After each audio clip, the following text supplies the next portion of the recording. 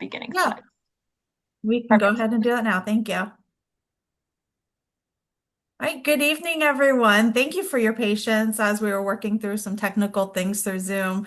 Welcome back for night two of our Making Words Stick book study with Molly Ness. And I've been looking forward to this since we left the Zoom room in November. So I'm very excited for this evening. My name is Kelsey Noel, and I represent the Reading League Virginia as the current president. I want to thank you for choosing to spend your time with us this evening. We're especially excited, to have collaborated among our chapter network to bring it tonight's event together with Dr. Ness. If you're here representing a chapter outside of Virginia, we welcome you to share your chapter information in the chat, and we thank you for joining us. Our chapter is made up of dedicated leaders in literacy from across the Commonwealth, including our past president and governance chair, Jennifer Sassano, our vice president, Aaron Saxon, our secretary, Brandy Marola, our treasurer, Jacqueline Alston, our events chair, Diane Fleming, our publicity chair, Ann Bragg, and our advancement chair, Carrie Heath Phillips. Our current opening is for our membership chair, so if you're interested, I will share my email address with you in the chat. Together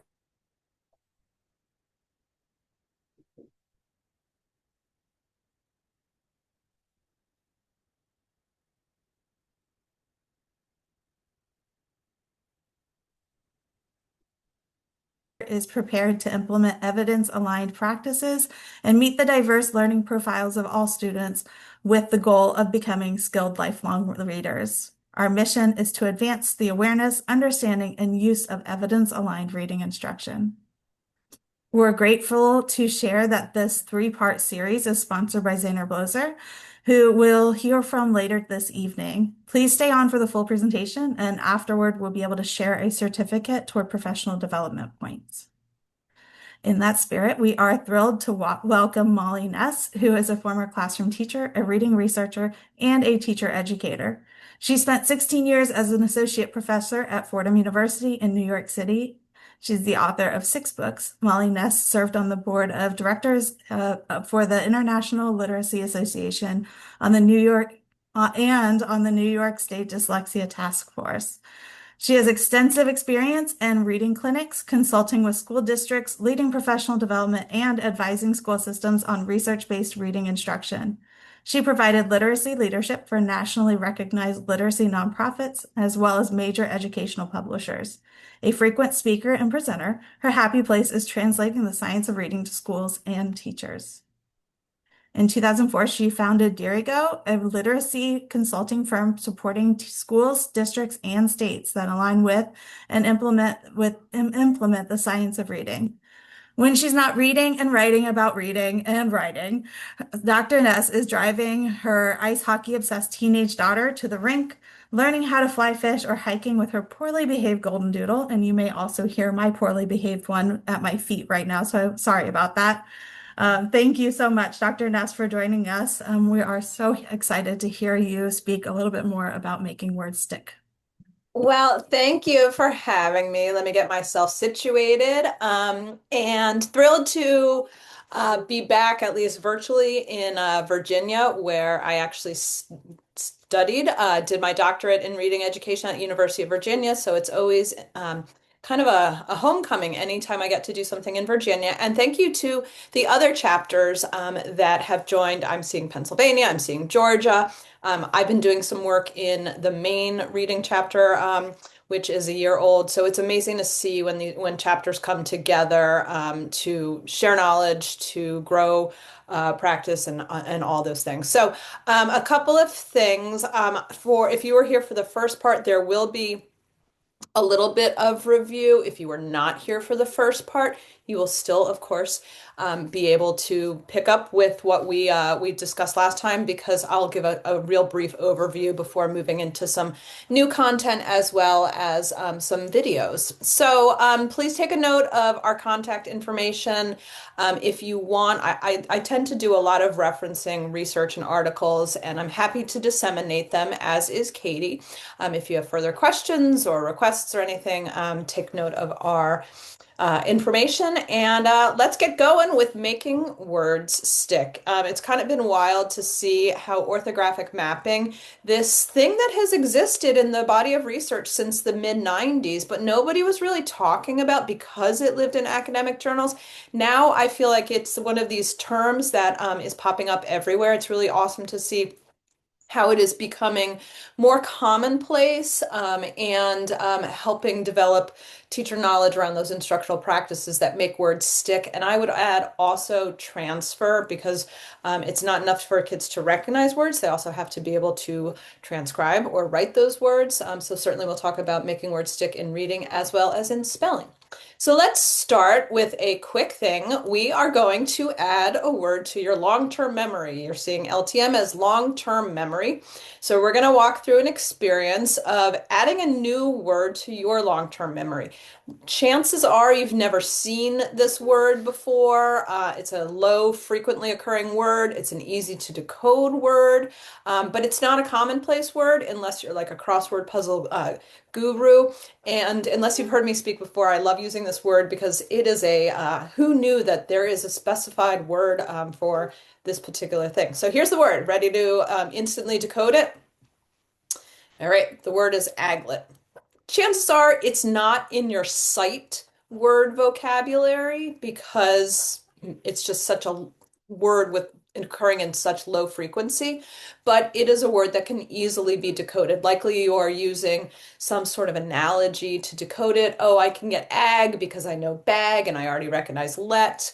Um, you've also now heard me say it, and this is a word that there's a clear match between the phonemes and the graphemes in the word. There's real transparency in how the spelling translates to the reading of the word. But unless you are a crossword puzzle geek, and I don't say that in a mean way, I say that in a I'm jealous of you way. I have no patience for crossword puzzles.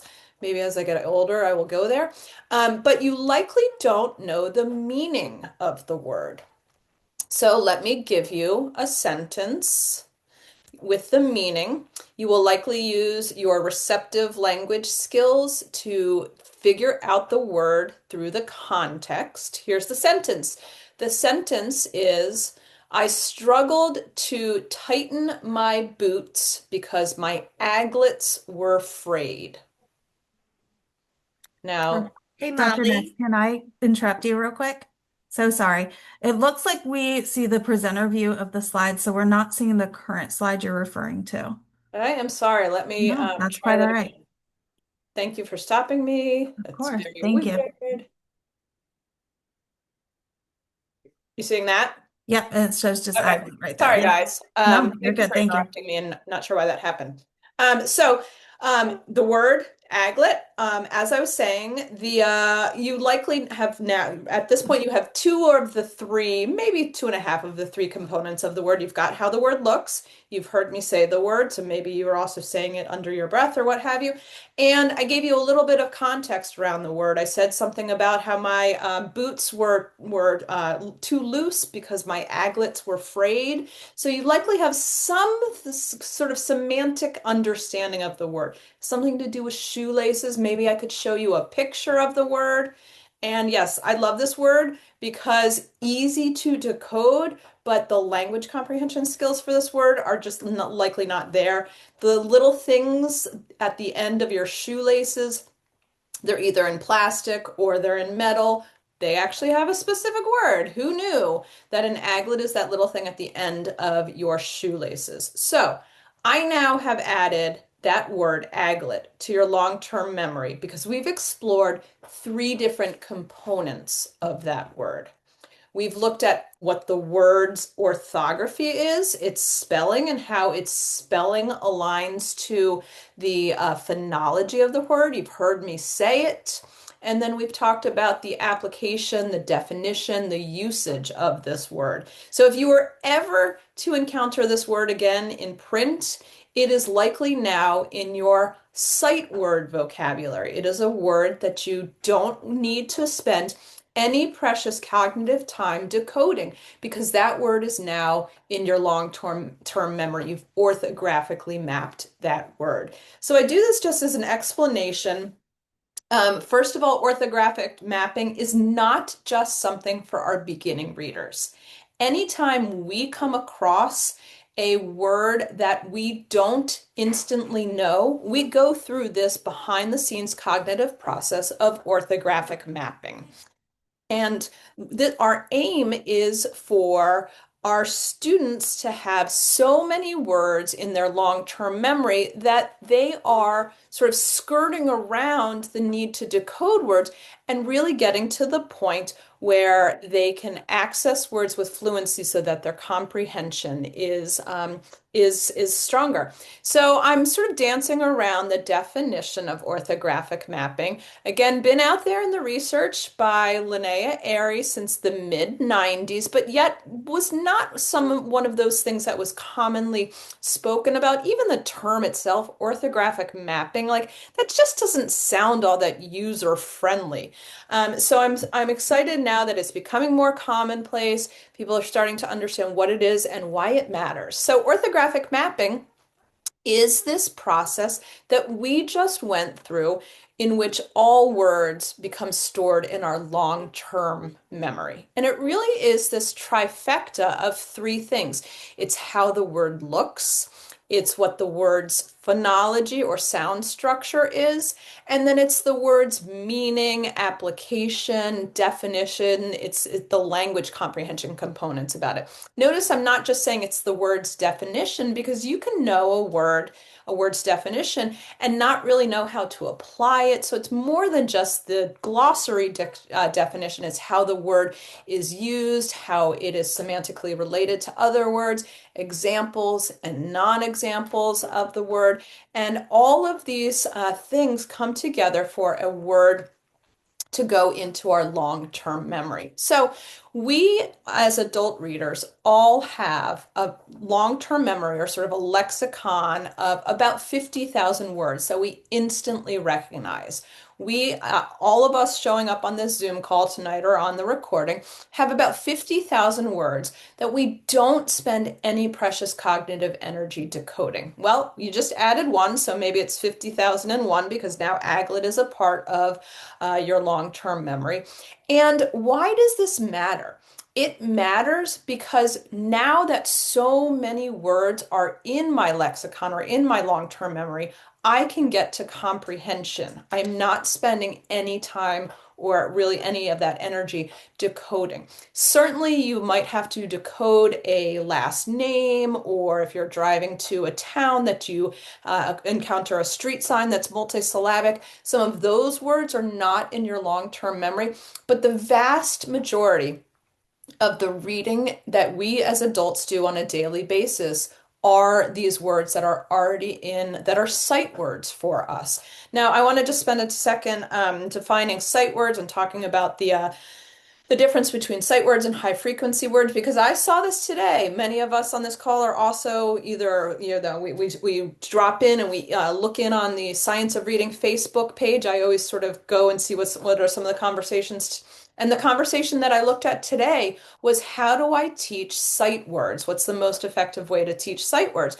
Well, that's problematic because sight words are so highly individualistic, meaning my sight word vocabulary is not the same sight word vocabulary as somebody next to me because our life experiences are different. For example, I practice yoga. The end session, the end 5 minutes of yoga, my favorite time is where you lay in the corpse pose and relax and you're supposed to meditate. Really, I'm like running through my to-do list in my head. But the term for that is shavasana. Now, that word is in my long-term memory. It is a sight word for me because of who I am and what I do in my life. Now, if you are not a yoga person, that's not necessarily in your long-term memory or sight word. So we have to be careful to not lump sight words and high-frequency words together. And this became very clear to me today, and just looking in on the Science of Reading Facebook group, that there still is sometimes those are collapsed. So last time we spoke, I did a lot of sort of talking through the reading brain. I'm not going to do a ton of it today, but what I will say is that when we go through this process of orthographic mapping, we're really enabling these neural connections between the different areas of the brain that are specified for reading, or in which we see that neural activity, starting with the word's visual appearance in the letter box or the visual word form area that you see sort of in that purple area. We know that the parietal lobe, or the specific areas within the parietal lobe, are really responsible for the phoneme grapheme conversion. Any teacher or tutor or school leader who is working with kids who are really entrenched in decoding, this is the part of the brain that is like high, it is like a highway under construction, because there's lots of potholes. This is a hard part for them, that phoneme grapheme conversion. And then when we get the word's meaning, its semantic relations, its definition, its examples and non-examples, all of that activity is happening within two areas that sort of span the frontal and the temporal lobe, the Wernicke's area and the Broca's area, again, responsible for language comprehension. So we know that when our aim is to facilitate reading through this ventral pathway, which you see in the purple. The ventral pathway is more efficient, it's more effective, because it's bypassing or glossing over, or sort of avoiding the work that has to happen with the phoneme grapheme conversion. Meaning our beginning readers have to do that phoneme grapheme conversion. So they're activating and they're getting bogged down in the work that happens in that temporal lobe. The ventral pathway doesn't require that. It's you see it, you know it, you see it, you connect it to the word's meaning, usage instantly, because you're not having to do that dorsal pathway, which is more it's more laborious. So again, I've just facilitated the ventral pathway. The first time you saw the word aglet, we are going through that dorsal pathway. Now that that word for us as adult proficient readers has been orthographically mapped, if you were to see it again, we would be following more of the ventral pathway, which is again our goal. So as Linnea Airy says, we see the printed word, we connect it to its phoneme grapheme relationships, and then we connect those letters and sounds to the meaning of the word, its context, its language comprehension components. And what I just did with the word aglet is it demonstrated a word for us as proficient readers may happen, that orthographic mapping may be happening in one exposure, which is not likely true for our kids. So it's a little bit false to say like the word is instantly mapped now. There's some discrepancy in the numbers of how many exposures does it take for a word for students to have it orthographically mapped. The work of David Scher, the work of Linnea Airy shows a range of somewhere between 3 and as many as 20. And we know that it's not just the number of exposures to the word that matters, but it's the quality of those exposures, which gets us into the second part of our conversation today. But I do want to let Katie share her voice. So I'm going to pull up a quick video. Hopefully the tech will work as Katie, my brilliant colleague and co-author, explains orthographic mapping a little bit more eloquently. So here we go. Let me pull it up. Um,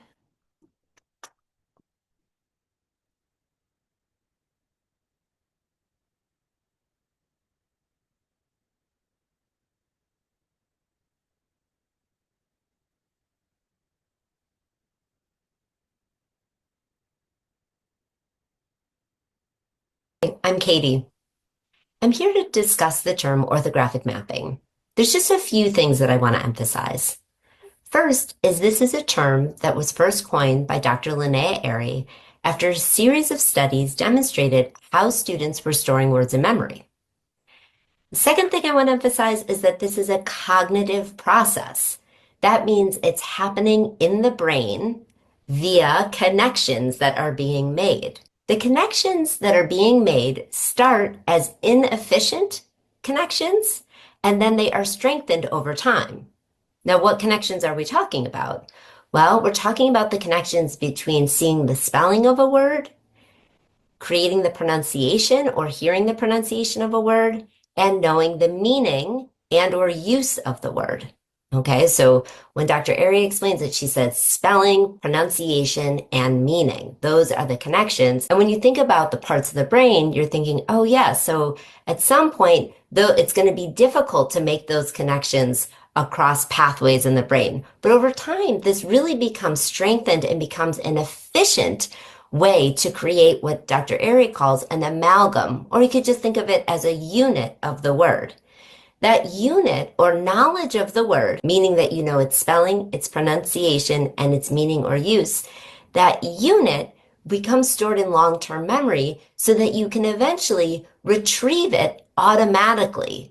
When you hear it, you can then automatically retrieve its spelling or its meaning. Or often in reading, you see it and you can automatically retrieve its pronunciation and you know what the word means or you know its use in the context.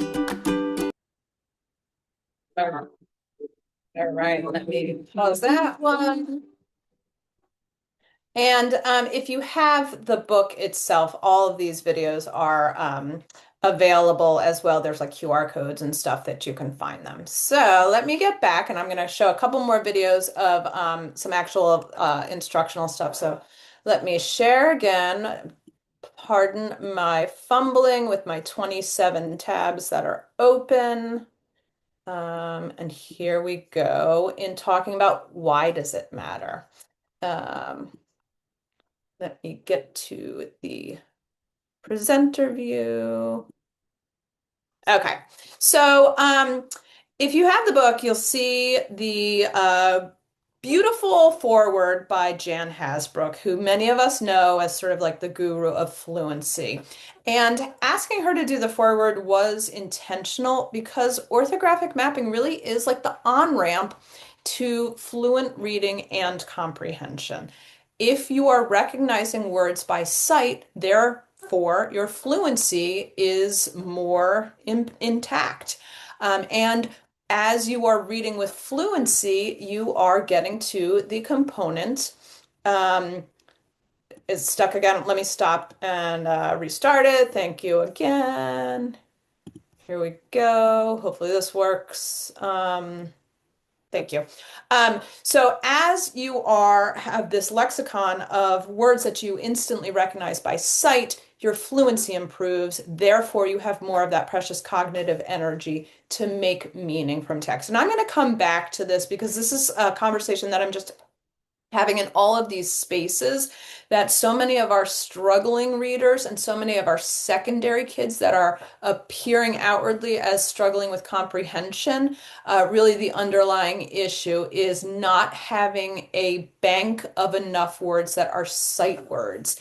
And that's kind of a new conversation that I'm seeing because so often what we were doing is we were addressing comprehension as this intervention component and rather than looking at the underlying roots of those comprehension challenges. So let's keep going with this image that Katie and I present in the book, where we see this tension between reading and spelling change as kids go through different phases of Linnea's Aries work, which I covered extensively in our first time together. You've likely heard this explanation of reading and spelling as two sides of the same coin, which I've never really loved because we all know that you may be able to read a word yet not spell it. So we instead like to think of reading and spelling drawing on the same linguistic well, but there are times in which the kids' reading progresses is further along than their spelling.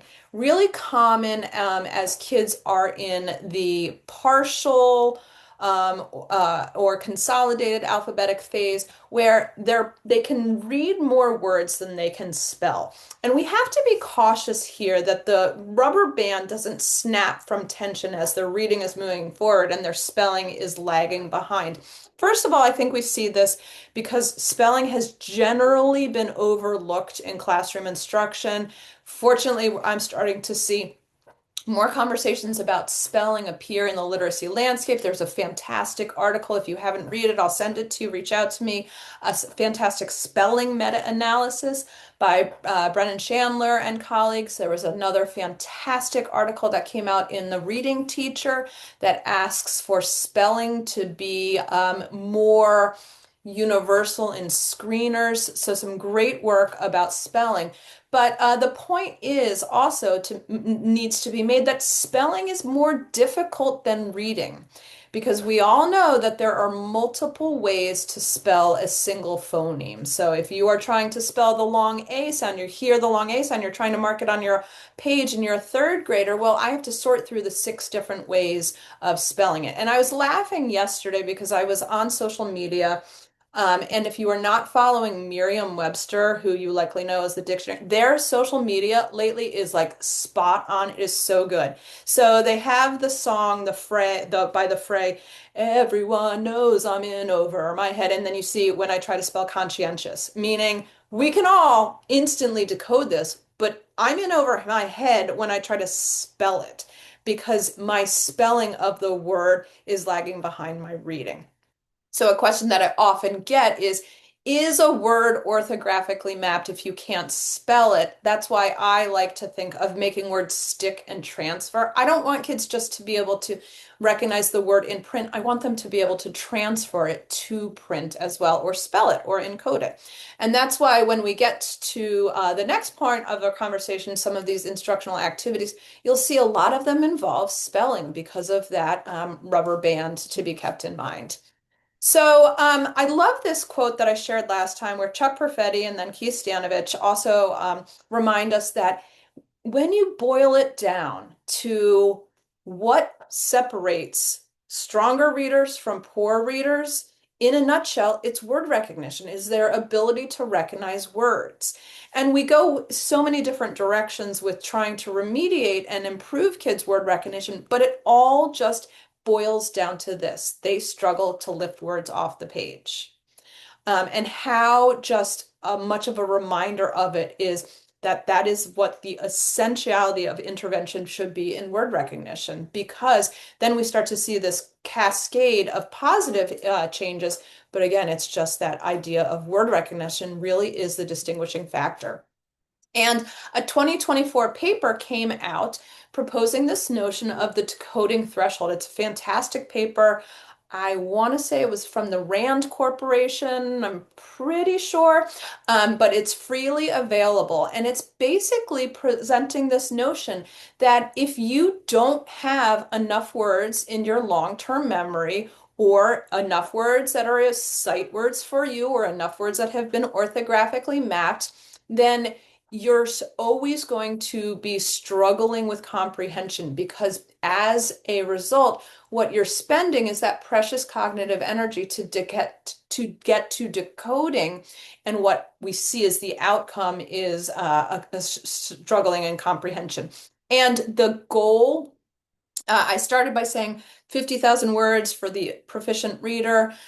The only other number that Katie and I were able to find that really boiled it down to just a quantifiable notion is this 10,000 word recognition by the end of middle school. And I have not yet seen, well, what should that number be for 4th grade and 2nd grade and what have you, but 10,000 is sort of by the kids' time kids are leaving middle school.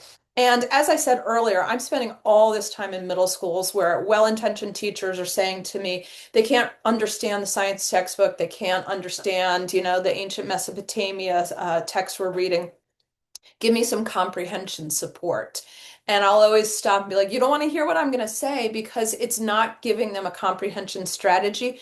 It's addressing the underlying gaping wound, which is this: they have not reached the decoding threshold. They do not have enough words that are orthographically mapped, so they are always spending cognitive energy on decoding. What suffers then? Fluency, and what pays the price is comprehension. And for the first time ever, I'm still embarrassed that I cannot remember the social media, the group that I pulled this from. If you've seen this before and have the citation for it, please send it to me. I want to say it's 95% group, but I'm not 100% sure. So apologies for not giving credit where credit is due. But I love, for the first time ever, that people, as they were depicting this cycle of reading difficulties, orthographic mapping is there. So you can see right about, if this were a clock, right about where 3 o'clock is, orthographic mapping is diminishing. And so, again, you follow that domino effect, and it's less practice and disfluent reading and comprehension and lack of motivation and all of those things. So for the first time, at least in my literacy career, I saw orthographic mapping as being a point in which we're really having conversations about strong readers versus readers who are still working. So Katie and I scour the research and we say, okay, it's all well and good that this theory is out there, it's been tested, it's been proved, but we need to translate it to what does it mean for a second grade teacher in front of a classroom. And so we scour these IES guides, which I always try to showcase because they are a treasure trove that are not yet commonly known about. I don't say that they're free because your taxpayer dollars paid for them. So you might as well take advantage of them and download them.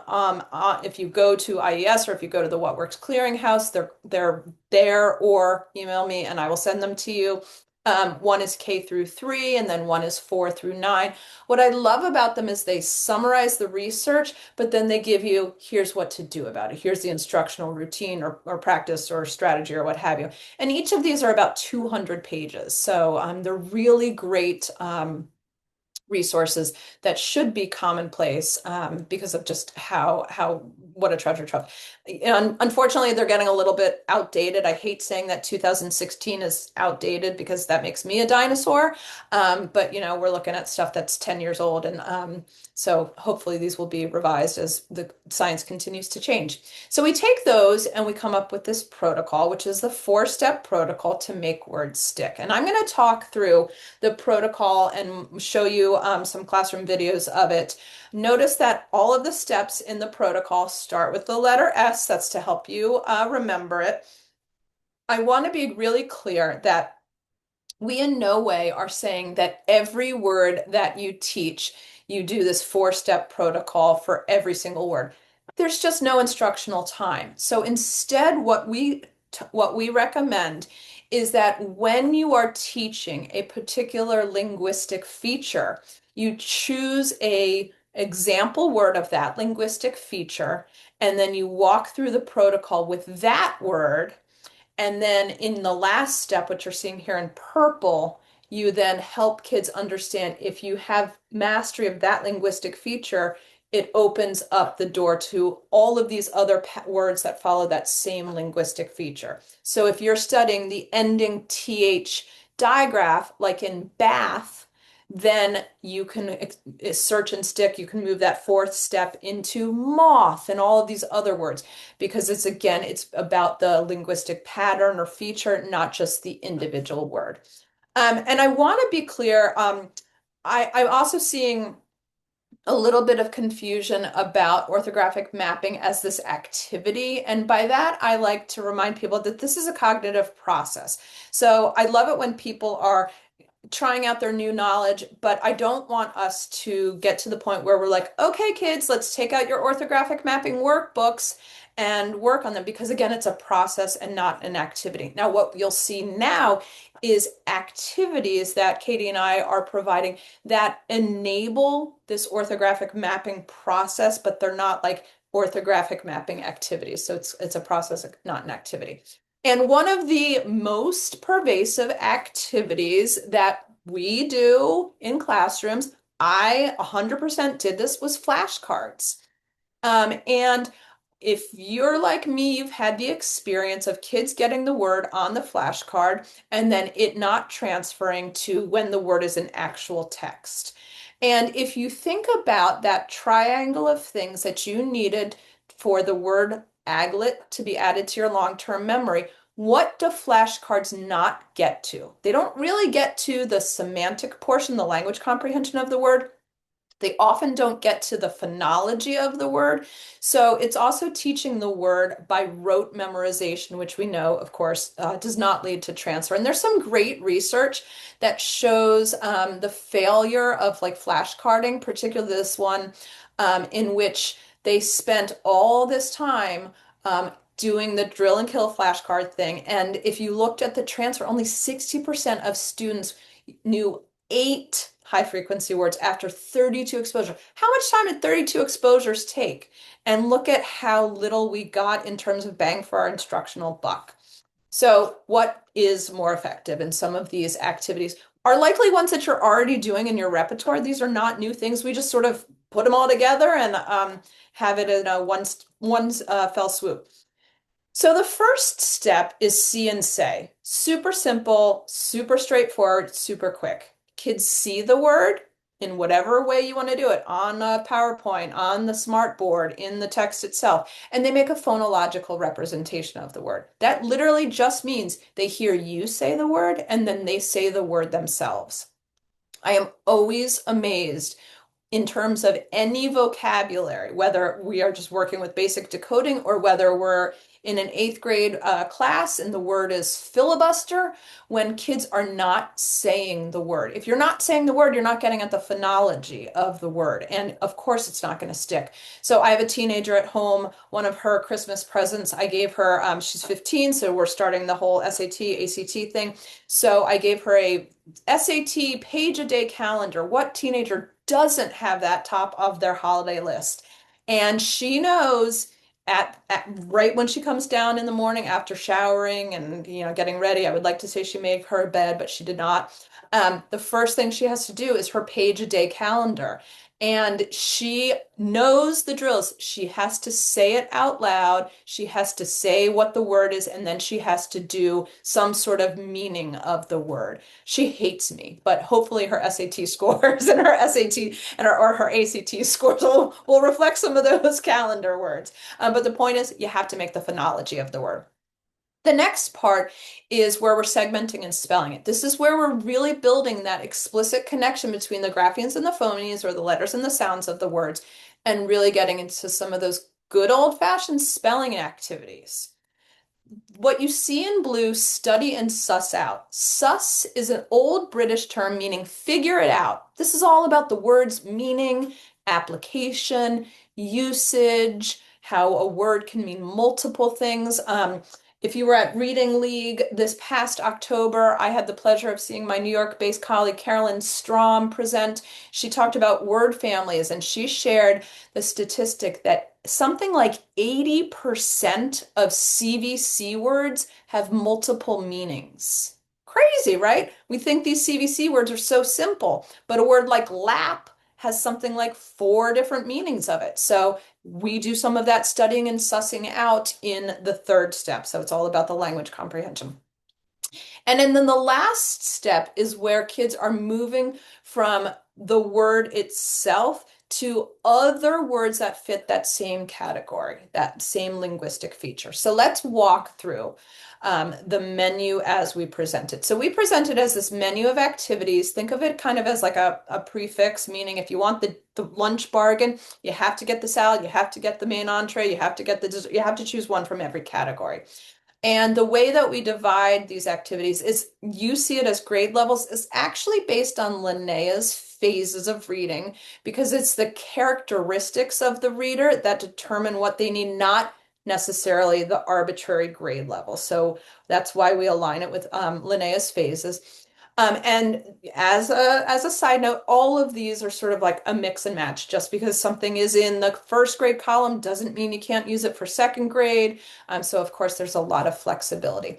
But let's walk through one word. Let's take the word stick, since we're talking about making words stick.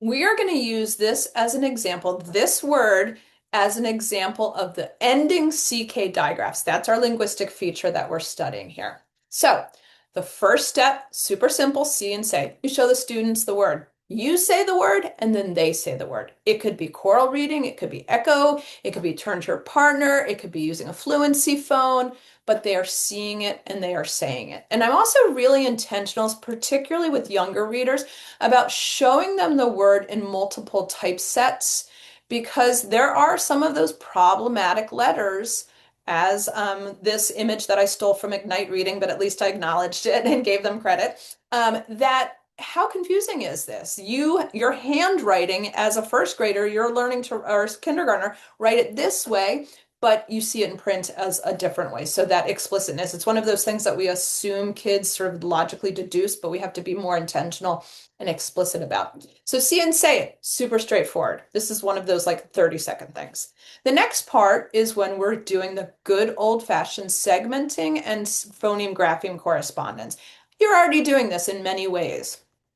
Either it's Elkanon boxes, or maybe you're doing the heart word approach where you're drawing specific attention to the parts of the word that don't make the sounds that they are supposed to or that they usually follow.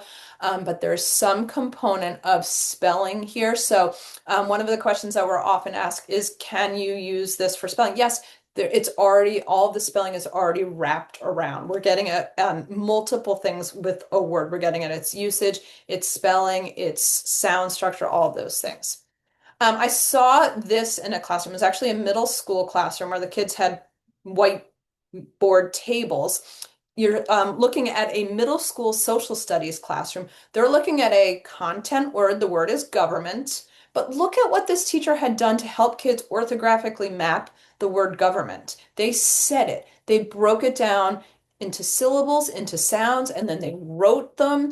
They then wrote the word itself. They actually, did it with a partner. Like amazing. And this can happen in, doesn't matter if the word is government or photosynthesis in a eighth grade biology classroom. This is still that segmenting and spelling. And don't you just love when you see secondary folks using science of reading work in content area classrooms?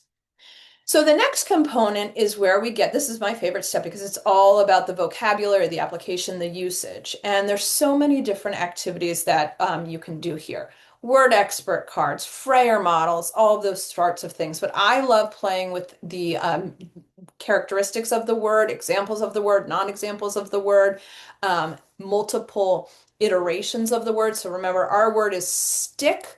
So we might define stick as a pointed object, but then talk about how there are different examples of sticks. There's the stick that my dog carries in its mouth. My kid is a hockey player, so I am constantly tripping over hockey sticks in my dining room. Who doesn't want their dining room full of stinky hockey gear? There's popsicle sticks. There's tape that makes things stick. There's a stick of dynamite. So all of these different iterations of the word. And then we can get to some of the morphological studies of words. If you know this word, well, if you're a kindergartner, you know what a sticker is. Kindergartner, all kids love stickers. And then we can change it to sticking and sticky and all of those different things. So it's more than just the meaning of the word. We're getting into morphology here as well. And then our point is also that we want to get to not just this word, but related words that follow that same linguistic pattern or feature. So here's where I can pull out some of those great decodable texts and say, okay, you know that ending CK digraph, so I'm setting you up for success in this text. Find not the word stick, because it's pretty hard finding a decodable text that's just that same word over and over, but ones that follow the pattern. So you're going on a word hunt. So let's see Katie trying out a video. Let's see, I'm going to pull up a third grade example. Here we go. Let me find.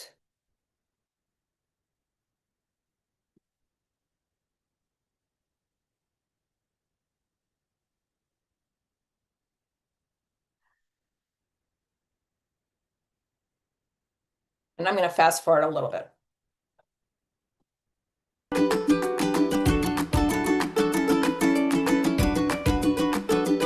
this word. It's bridge. Say it. Bridge. Watch as I clap the word parts or syllables in bridge. Bridge. Hold on, make it pause it again. Now look at this word. Let me get the PowerPoint, the sound working.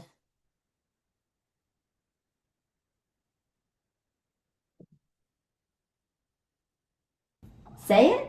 Better? Bridging. Very good. Watch as I clap the word parts or syllables in bridging. Bridging. Your turn. Bridging. Good. Remind me, how many syllables did bridge have? One. How many syllables does bridging have? Two. Nice job.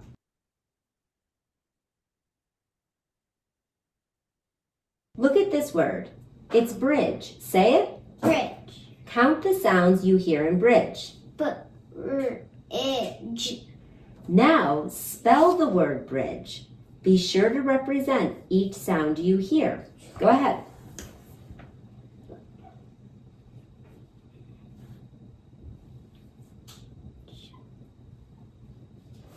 Look at my spelling. Let's say the letters together. B, R, I, D, G, E. Let's look at yours. Do you need to make any corrections? Now spell the word 3 different ways. I want you to spell it small, medium, large.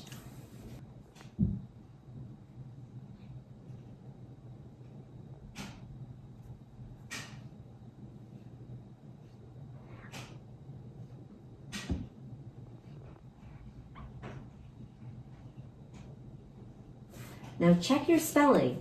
Check your spelling on the medium size. What letter? Oh, there you go. Now read it 3 times. Bridge. Bridge. Bridge. Great job.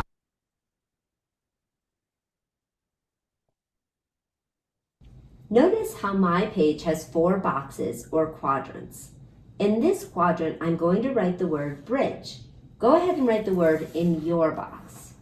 Next, we're going to write the definition of the word in the second box.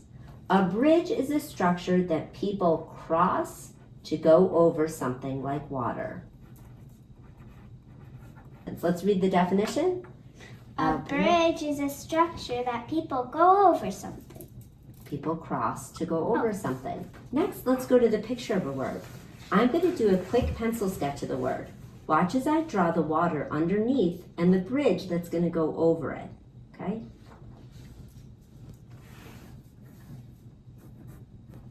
Go ahead and you draw your picture of a bridge.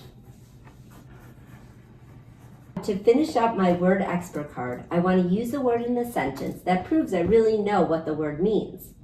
My sentence is, the traffic was very heavy as the cars crossed the bridge. Now, you write a sentence using the word. Why don't you say it out loud to me first? I walked over the bridge with my unicorn. And what could you add to that sentence so that we know a bridge means to cross over something? What could be underneath it? I crossed the bridge over the Cotton Candy Falls with my unicorn. Go ahead and write it. Great job.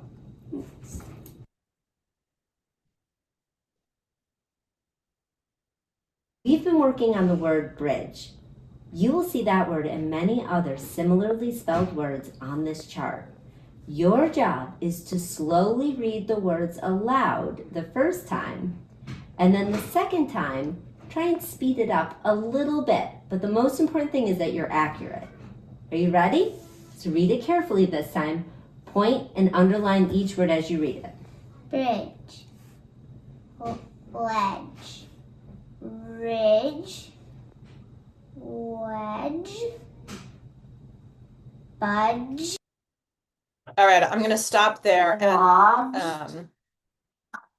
I absolutely, Katie and I absolutely acknowledge that many of our videos are small group or one-on-one. And that is just the reality. We are New York based. To get into a New York classroom and film children, a large group of children, they can't have branded t-shirts on.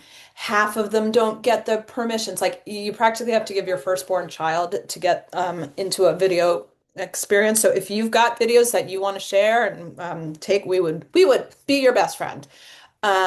So let's keep talking because I do want to talk in our remaining time about function words because these are the words that used to trip me up big time in my clinical work. So I always think about function words as if you've ever played charades, the little words. They are the words that holds semantic glue in sentences, but can't really be defined. They're the words that are the prepositions and the conjunctions. And why are they so tricky? A couple of reasons. Well, first of all, a lot of them look visually similar, the WH words, the off and the of and the from and but more importantly, they don't have a concrete meaning. They're the semantic glue, and they are everywhere in sentences. Take a simple sentence like, John has been working all night. I can clearly define John. I can clearly define work, but how do I define or explain has and been and so when I like to think about it, if you think of like orthographic mapping as being this three-legged stool where you're kicking out one of the legs, no wonder that stool becomes wobbly. And so, what we can do to facilitate orthographic mapping of these words, the protocol works, except you have to make one slight tweak to the third step of the protocol, which is the suss it out. And you have to focus not on the definition of the word, but the application of the word. So my favorite thing to do for this is use AI to generate a decodable text. This is where you go and you can use Project Read AI, you can use anything that you like to use and say, write a text for a third grader about whatever. Here we have a trip to the zoo. Maybe you're studying, Native Americans, maybe the water cycle, plant, whatever it is. And then you can tell AI, include these words. Then you take that and you redact it. And kids think of this as like Mad Libs, which I mean, how many times in my car ride as a kid did we do Mad Libs with my siblings? The rule in my family was we were not allowed to do any toilet humor for Mad Libs, which of course my mother sets that rule, and then of course everyone we're all snickering in the backseat, but it made the car ride go faster. But so my point being that kids are used to this. So I can alter the word bank. I can make it easier by having fewer. I can make it harder and differentiate for my higher flyers and have too many words. But the point is here, they are working on the application of the word rather than the definition of the word. Because remember, those function words you can't define. And I'm going to hold off on showing a video of this because we have another one where you take a sentence, you write it on strip paper, you scramble it up with some of those function words in there, and then kids have to figure out the semantic order of the sentence. Same thing, but just a different version. Because again, that definition, like you were seeing the little girl draw a picture of bridge. How are they going to draw a picture of the word were or of or what have you? And those high frequency words, if you look at the high frequency word list, the Dolce list or the Fry list, an overwhelming percentage of them are function words. So, what you'll see is all of these different activities. Many of them you are already doing. You may call them something else. Doesn't matter. We don't have to split hairs about we call it this, you call it that. But they are all also based on materials that you already have in your classroom, whiteboards, letter, car, all the things that are already there. That can be mixed and matched as long as you're hitting on all of these different components that are intentionally there because they align with the research as well as the brain science around what it takes to make words stick and transfer. So the big idea here is that the more that we're doing around orthographic mapping, the more we are giving kids a bank of sight words so that we're building their fluency and therefore improving their comprehension. And I will show our contact information again, so feel free to reach out to us for further questions or requests or what have you. And before I hand it back to my colleague, I just want to take a moment and thank you not only for the work that you guys are doing as a national organization with these state chapters in the Reading League, but for the work that you're doing in classrooms every day. I have the easy job of like working with teachers and writing and doing all that stuff. You guys are in classrooms and changing kids' brains on a daily basis as you are building their reading abilities. And I'm so grateful for your time. The fact that you show up on a Wednesday night in January, which I always thought January as a teacher was the hardest month, just speaks volumes into your passion, your commitment, and how lucky your kids are to have you as their teacher or school leader. So I'll turn the floor to my colleague and stop sharing there.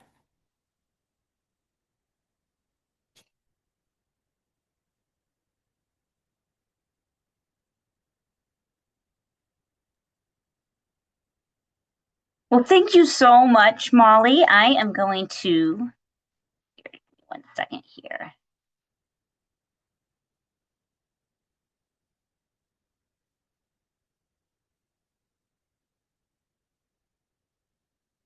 If I can get this up and going. Okay, perfect. Well, we want to extend a heartfelt thank you to both Dr. Molly Ness and to you for joining today's webinar as we expand our understanding of that orthographic mapping process, as well as best practices for making words stick. Grounded in the same scientifically based reading research that Dr. Ness has shared, the Super Kids Reading Program helps to support implementation of this process by really integrating what we know about evidence-based best practices for early literacy instruction with high quality instructional materials and engaging interactive approaches to making reading fun for our young learners, fostering both the skills development and a love of reading, which we know is so important. Starting in kindergarten, the Super Kids Reading Program utilizes a multisensorial approach to help all children master key skills through that repeated exposure to important concepts and multiple ways to practice them. So similar to Dr. Ness's See and Say steps, students begin by identifying the target phoneme articulation in spoken language and connect that sound to both the upper and lowercase forms of the letter. This learning is then extended by having students produce the letter sound in speech by naming and discussing items that begin with the sound, and then practice that formation of the letter during explicit instruction in handwriting. In first grade, students learn more complex sound spelling patterns and phonetic and structural patterns to decode and encode longer and more complex words for new sound spellings. Explicit instruction really helps students associate that target sound with a spelling pattern. So here's an example from one of our units in first grade. Students are introduced to the long A vowel patterns, AI and AY. And these sound spelling cards include a picture that aligns with the sound of the letter, which can be displayed for children's quick and easy reference and utilized as a context connection. Cumulative and systematic word work provides continued opportunities for teachers to explicitly teach the new spelling rule and model how to apply it when decoding and encoding, similar to that segment and spell set. Students also receive modeled and guided instruction as they practice and apply their new learning using their word work skills books, which also feature the Super Kids characters to help engage children as they learn. As Dr. Ness shared, this practice continues to support that orthographic mapping, moving into that transfer that she talked about, by really building that accuracy and automaticity, setting the foundation for recognizing words by sight with that minimal effort in retrieval. Along with pattern words, Super Kids instruction also uses sound mapping routines to encode those irregular words, which we call memory words. Instruction focuses on mapping the parts of the irregular words that students know and circling the parts that are irregular or have not yet been explicitly taught. This really encourages children to reinforce and apply their habit of decoding instead of merely memorizing the whole word. Resources like decodable word lists support that scaffolded practice of accuracy at the letter, sound, word, phrase, and sentence level, which supports Dr. Ness's search and stick step by providing that targeted practice of automaticity and fluency using blending and decoding instructional routines. And these lists align with that cumulative sequence of phonics and structural analysis skills explicitly taught within the program. As students learn to master the alphabetic code, they're given immediate opportunities to apply these skills in cumulatively decodable fiction, and nonfiction texts, which really ensures that students develop, again, that habit of decoding words based on the letter sound correspondences, building those neural pathways that we talked about that are essential for that accurate and fluent reading. And as Dr. Ness shared, students need those multiple opportunities in various genres to explore the meaning of words and their syntactical and semantic usage. Through the Super Kids Reading Program's structured word study approach, students analyze and explore words to uncover consistencies within our spelling system, and this focuses on those patterns and principles that build those transferable word knowledge skills that students can then apply across all reading and writing experiences. So through systematic instruction, students really gain the phonetic tools needed to unlock every word they encounter without really relying on those illustrations or context clues. This strong lesson to text alignment paired with those truly engaging content is unique to Super Kids and rapidly accelerates students' reading progress. So we also know that reading is more than decoding words on a page. Early literacy support is key to a child's long-term academic success, building essential skills in language acquisition, word recognition, and reading comprehension. So by grade 3, students need a strong foundation in these areas, including a deep understanding of the alphabetical code and strategic language and background knowledge to really support understanding of what they need. The Super Kids Reading Program is purposefully designed to develop these skills in our K-2 students, making it easier for teachers to make every minute of their language arts block count and help to create thriving readers and writers. So this is just a small glimpse into how the Super Kids Reading Program drives student success through that research-based, high-quality instruction in a fun and engaging environment. There's so much more to discover. We'd love to show you how Super Kids can transform learning and unlock your students' full potential. You can contact us to learn more or visit us at zahnerbloser.com. And again, I want to thank you for joining us today, and many thanks to Dr. Molly Ness for the excellent content that she has presented us. Thank you so much, Angie, and thank you to Dr. Ness as well. This has been a fantastic series. I've had some great conversations on the side, at my work, and then just over email and chat here as well. So thank you so much. I'm looking forward to the follow-up office hours in April. We will be sending an email out about that in the next few weeks, so be on the lookout. I want to be mindful of your time. I know we had some technical issues on our end, so we started late. So if you would love to join the Reading League Virginia, the link is there. It'll also be in the chat. I also want to welcome our other chapters that have joined us to share their information in the chat once more, because we really appreciate you joining us and being members of the league with us. If you are interested in joining a committee, we are always looking for members who would like to do that. If we can go to the next link. We also have an ambassador program. Ambassadors are are members of the Reading League Virginia who share their professional and social share within their professional and social networks about events, the mission of the Reading League Virginia, and how to join our growing league. So if you're interested in becoming an ambassador, we would love for you to join us. We do have our conference, our first ever TRL Virginia conference. It just sold out, so we are very excited if you are joining us, and we hope to recreate the conference and be a little bit bigger next year even, so that we have room for even more to join us. So we'll be seeing you on February 12th. We do have some merchandise available for you in our Reading League Virginia store. So if you are interested, we would love for you to represent the Reading League Virginia by wearing some of our merch. And that is all that we have for you tonight. I know it's been a long first week back at school. If you are like me and you just started the week back after winter break. So I know that you're probably ready to hit the hay. Email us at info@va.thereadingleague.org if you have any questions or you're interested in learning more about what we do.